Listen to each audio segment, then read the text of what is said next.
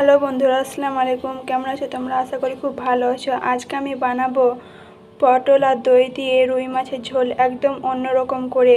কি করে বানাবো সেটা তোমরা পুরো ভিডিওটা দেখতে থাকো, না দেখলে হয়তো বুঝতে পারবে না। চলো স্টার্ট করছি।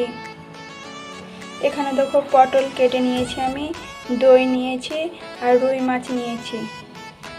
মাছটাকে লবণ আর হলুদ দিয়ে আগে মাখিয়ে নেব। দিয়ে দিলাম লবণ, হলুদ। মাছটা মাখানো হয়ে গেছে। এবার আমি পটলটাকে লবণ আর হলুদ দিয়ে মাখিয়ে নেব। লবণ, হলুদ। এই দেখো পটল আর মাছটা দুটোই একসঙ্গে ভালোভাবে লবণ আর হলুদ দিয়ে মাখিয়ে নিয়েছি। গ্যাসের ওপর কড়াইটাও চাপিয়ে দিয়েছি। এবার দিয়ে দেব তেল।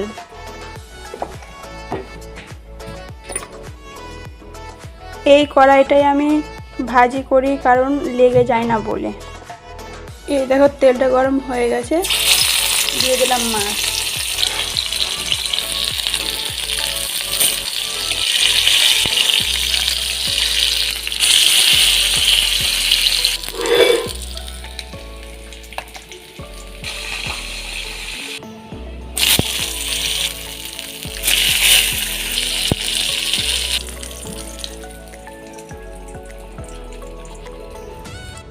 মাছ পটল সবগুলোই ভাজা হয়ে গেছে। এখানে কি কি নিয়েছি দেখো, পেঁয়াজ একদম পাতলা করে কুচিয়ে নিয়েছি, দুটো তেজপাতা, আদা রসুন পেস্ট আর ধনিয়া পাতা কুচি, টক দই, আর এখানে নিয়েছি গোলমরিচ গুঁড়ো, পাঁচফোড়ন গুঁড়ো, ধনে গুঁড়ো, জিরে গুঁড়ো, লাল লঙ্কার গুঁড়ো, হলুদ আর জোয়ান।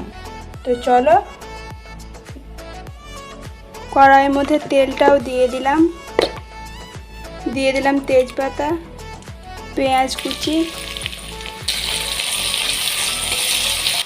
এবার দিয়ে দিলাম আদা রসুন পেস্ট। এই সব মশলাগুলো একসঙ্গে দিয়ে দেব। দই,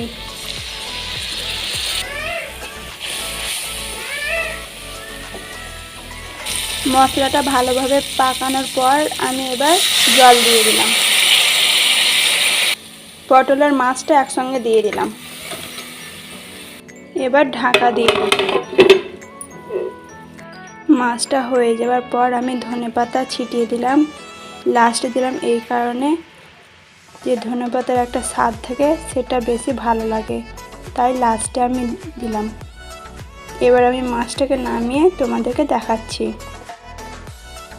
তো এই দেখো গাইস, মাছ রেডি। ভালো লাগলে সাবস্ক্রাইবটা করো, আর না লাগলে করতে হবে না। Bye guys.